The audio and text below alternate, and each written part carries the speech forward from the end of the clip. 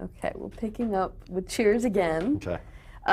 Can you talk a bit about working with the specific actors, with Ted Danson, Rhea Perlman, and George Wendt, and what it was like to work with them professionally?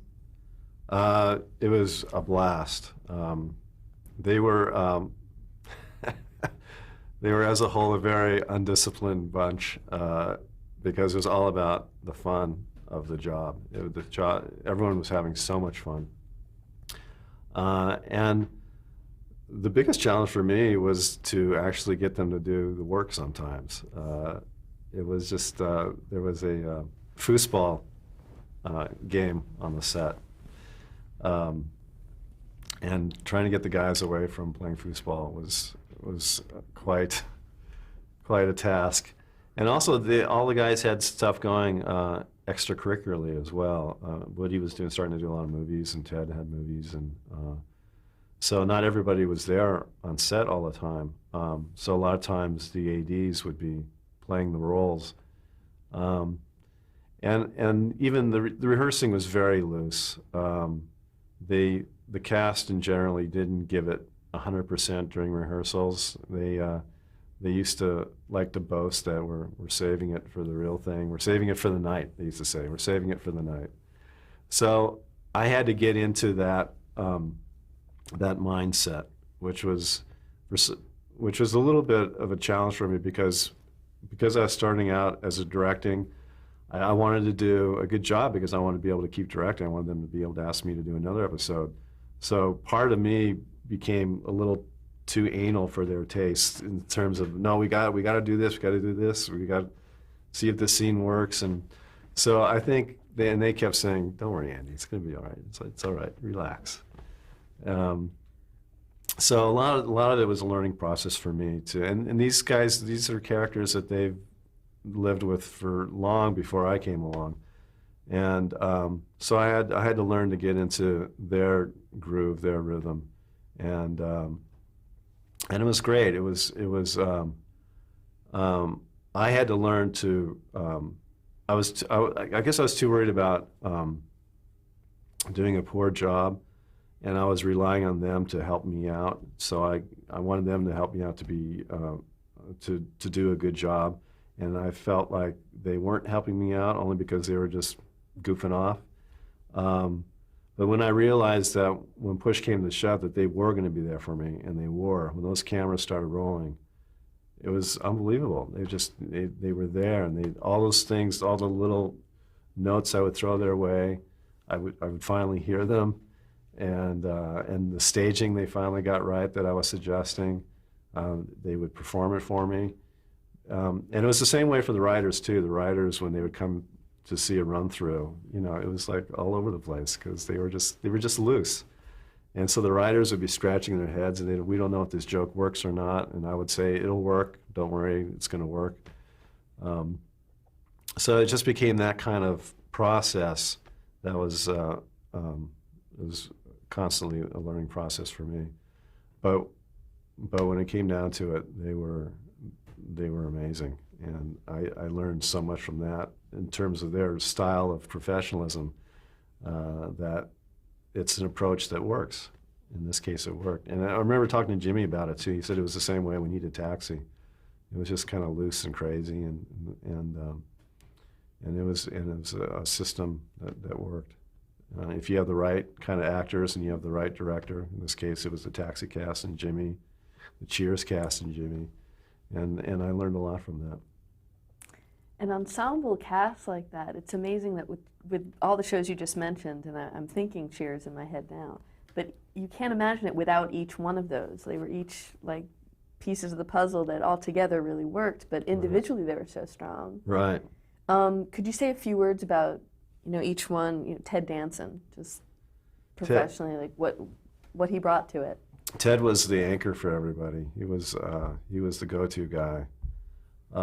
I started directing after Shelley Long left, so I'm not sure what it was like when Shelley was there. But when after Shelley left, all roads led to Ted Danson, and so if there was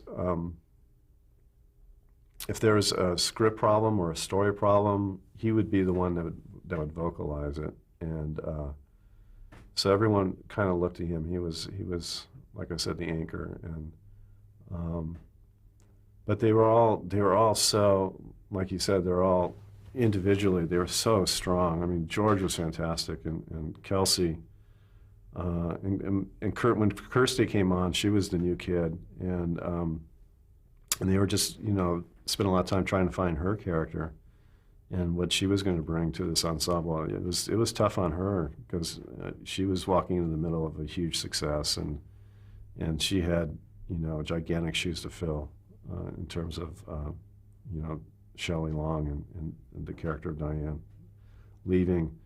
And we weren't, at the time, we weren't sure how long the show was going to go on. I think Shelley left after the 6th season, I want to say, 5th or 6th season.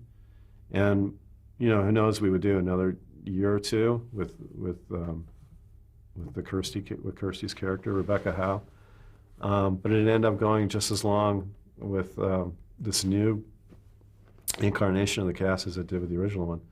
And again, it was because of the strength of Kirstie Alley and her performance, and how the writers found her character just by getting to know Kirstie and Kirstie's personality and finding her strengths. And so for me, it was just, it was great to learn how to work, not with each character, but with each personality of the actor. Each actor has a different process. But in this case, with the Cheers case, it was all pretty similar in terms of, like I've mentioned before, it's all pretty loose. And Kirstie, when she came on, brought a great element. She was just like a big tomboy, and she was like one of the guys, and she was so much fun. And she even made it crazier in terms of the fun people were having, because she was just, I think Shelley was a little bit more disciplined, and so when Kirstie came on, she was like the biggest goofball of them all, and it was just really, really fun. Any favorite episodes for you? I have some favorite episodes that I edited. One that comes to mind is when Frasier and Lilith first get together. And it was a great episode where you could tell that there's attraction between the two of them, even though they're at war with one another in terms of psychiatric styles. But you could just feel the sexual tension building up. And there's this moment where Bebe Neuwirth, who played Lilith, who's walked around this tightly wound bun, lets her hair down and shakes it loose and takes her glasses off. And I remember just cutting to Kelsey, and I forget the line, he said, like, "Oh my God," or something like that. But cutting that little scenario, putting that together, was one of the most great pieces of footage I ever had the privilege of putting together. It was just a fantastic moment. And in terms of an episode I directed, there was, again, this was with Kelsey, where he decides to act like a bad boy, to rebel. And there is a moment to prove his point where he picks up some scissors and starts running around the bar and starts yelling, "I am running with scissors," just to prove how bad he can be. And it was just a funny moment that Kelsey did, and I got a huge laugh. And I just remember thinking what a great moment that was, because I mean, he was supposed to run around the bar once, but the laugh was so big, he ended up running around the bar about 3 times. And that was a great moment. Boy, there's so many great Cheers episodes. It's hard to. With Alex Trebek, what about working with That him? was fun. That was fun.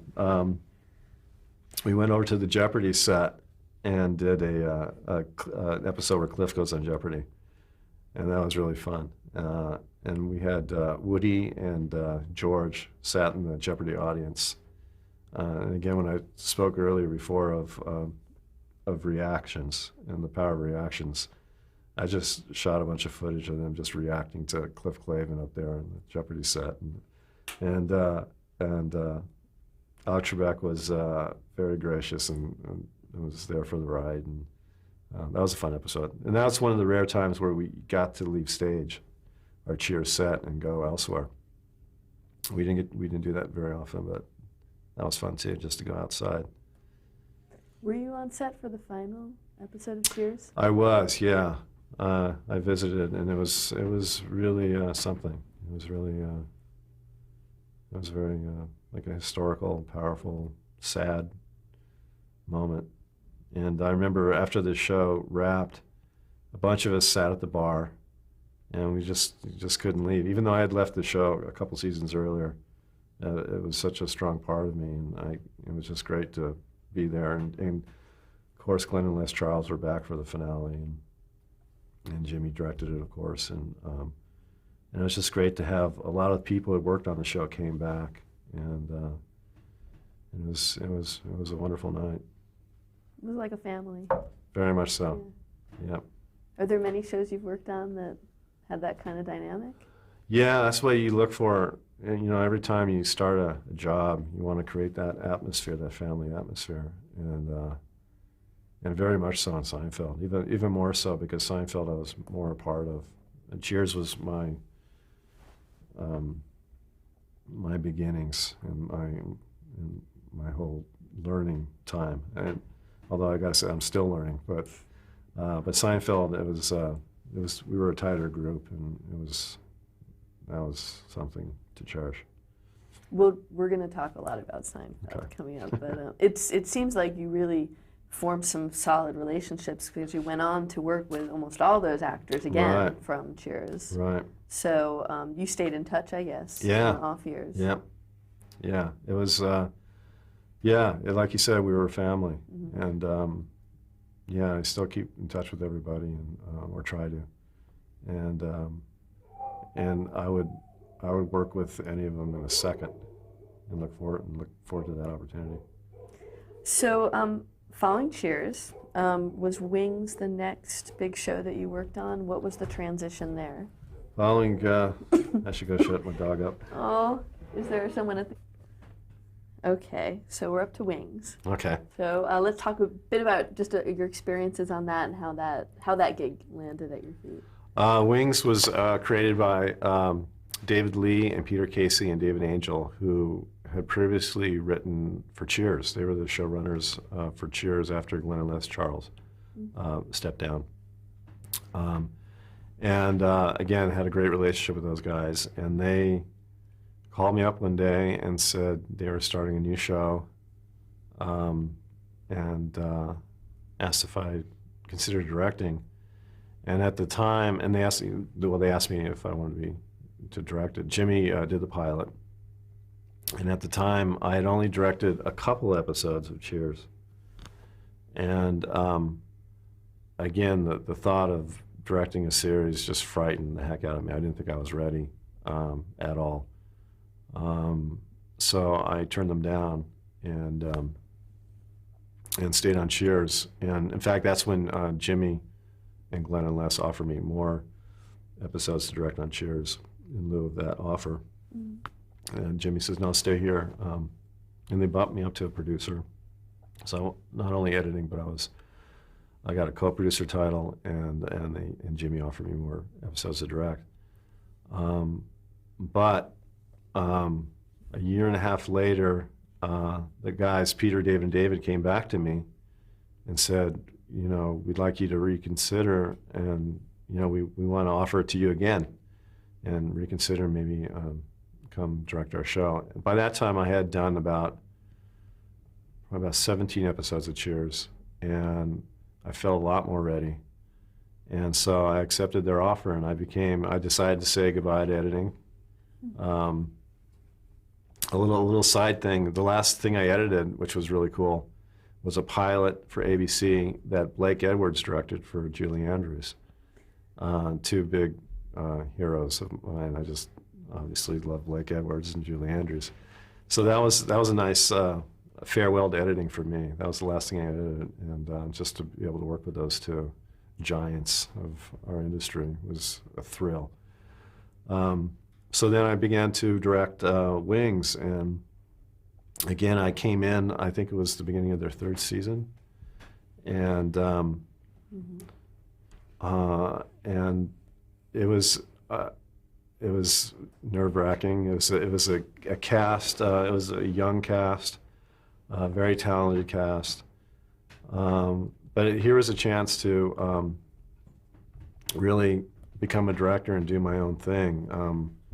This was a chance for me to take what I'd learned from Jimmy and my experience with the Cheers actors, and really create my own style, for lack of a better word.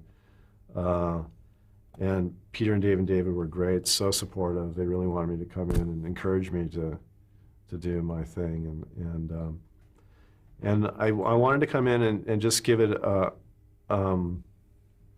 little bit of a different look. And it's something I've been trying to go after ever since, in terms of, again, I don't know if style is the right word, but with multiple camera directing, I wanted to try to give it as rich and interesting look as possible, almost give it like a single camera look, if that's possible. Could So you describe that a little bit more, like what that means and how just it want to I just want each shot to have an interesting composition. I just didn't want that flat proscenium style of shooting that multiple camera did. I mean, multiple camera came out of the I Love Lucy days. I mean, Desi Arnaz designed this fantastic system that we still use. But it was basically performing a play and covering it, you know, and it was just basically shooting a play. And I just wanted, in some small, tiny, probably unnoticeable way, very subtle way, just try to make the shot compositions a little more interesting, get a little more depth, a little more perspective, in a multiple camera format. So I tried that with Wings, and I think people took notice of it a little bit. And then working with those actors, it was a little different in the sense that they were more my contemporaries. They were all more my age, which was pretty cool. So it felt a little bit more like I could make it more my own. And Peter and David were fantastic. And that's where I also got to work with writers like Steve Levitan and Dave Hackle and Chris Lloyd, who went on to greater successes. And it was a great. It was really fun. It was really the cast. Steven Weber and Tim Daly and Tony Shalhoub and Thomas Hayden Church and Crystal Bernard and David Schramm and Rebecca Scholl. I mean, it was really, we had a lot of fun. Any favorite episodes from that series? Yeah. There was an episode, I don't know if I'm going to remember this right, but the gang went down to Florida on some golf condo giveaway kind of thing that they go down to, and there's a hurricane shows up, and it was a really fun episode to shoot. It was pretty involved in terms of creating this hurricane effect and the rain pouring, and I just remember we all had really a lot of fun doing it. And there's another episode we did where everyone's in the plane crashes, and they end up in a lifeboat adrift at sea. And we shot that in the big backlot water tank at Paramount, and that was fun to shoot. And we did a two-parter. I can't remember how the story went, but involved Tony Shalhoub, and it escapes me now. I just remember a lot of laughs. And the last episode I did was a fun episode too. It was a Christmas episode where Helen, played by Chris Bernard, has Christmas at her house, and it was kind of a farce story that we did, and everything went horribly wrong, and it was fun just to do a farce kind of episode where people coming in and out of doors, and and there was a lot of physical humor. And so that was like good old-fashioned comedy. Mm-hmm. Now, who approached you first about Frasier, about coming to work on Frasier? Was it Kelsey or from? No, No? it was from Peter, David, and David. Peter Oh. Casey and David Angel and David Lee. Because we had worked together on Wings for, like I did some 50-something 50-something episodes. Yeah. Yeah. They pitched me Frasier, and I was skeptical. I was shows you how much I know. I was very skeptical of a Frasier spinoff. I didn't. Some other friends that I've worked with who I love is Ken Levine and David Isaacs, and I did a series with them, Big Wave Dave. But they had a tough assignment. They did After MASH, which was a really tough assignment, and I sort of linked Frasier in that vein of, Cheers was so great, MASH was so great. How can you possibly follow that up? So I was worried that Frasier might, go the way of After MASH, which didn't succeed. So I, as much as I love Peter and David and as amazing writers that they are, I chickened out. And of course they offered Jimmy Burrows the pilot, and the pilot was fantastic. It was just an amazing pilot, and it was truly a series was born. And still they came to me and asked me if I wanted to take over. Once I think Jimmy was going to do the first 6 episodes or something, and they asked if I would take over. And at that time, I felt like I wanted to try something different and maybe break away. It's almost like it's like leaving your family in a sense. I wanted to go out in the world a little bit and work with some new and different people, and it was really hard decision to make. But what made it a little easier was the guys I mentioned before, Ken Levine and David Isaacs, came up with a series called Big Wave Dave, and it was very much an escapist kind of show where these guys from Chicago pick up, quit their jobs and move to Hawaii and open up a surf shop and decide they want to surf the rest of their lives. and that was just synonymous to what was going on in my head at that time. It was a great fantasy. I just want to pick up and do something different. So not only did the show sound like fun, it would sound like fun to work with Ken and David, I decided maybe it was time to move on. And it was a little bit, it was a risky move because I didn't want to burn any bridges. I didn't want to upset Peter, Dave, and David because they gave me my first series as a director, and which I'll always be grateful for. But it was something that I decided it was important for me to do. So I left the fold. And went on and tried out Big Wave Dave. So looking back, I left, Frasier, the potential of doing Frasier, which went on to become an amazing success. And Big Wave Dave was turned out to be so much fun. It was a great experience. We did, I want to say, like 9 episodes, but it was the greatest year for me. Again, it was a great cast I worked with. It was Jane Kaczmarek and Adam Arkin, David Morse, Kurtwood Smith, Patrick Breen, and it was just this wonderful, wonderful cast, and we had the best time. We just laughed, every moment we were there. It was just the greatest job.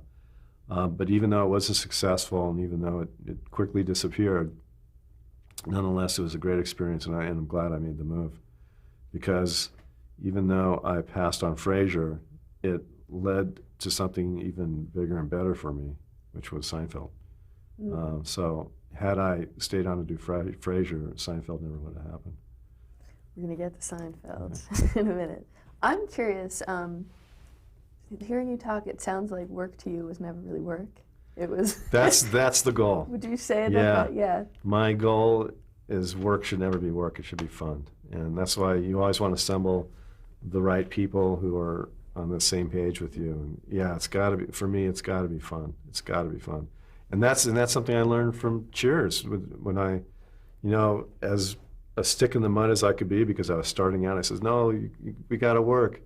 I realized that no, it's about having fun, because when you're having fun, I think the work is better. It's just that fun that you're having comes across on the screen and visits everyone's homes. People pick up on that spirit. For sure. Yeah. Would you say you were lucky? Oh yeah, big time. Really lucky. I'm still really lucky. Was there ever a down period in your career up to this point? Was there ever a time you weren't working or were able to keep making a living off this from MTM Studios on?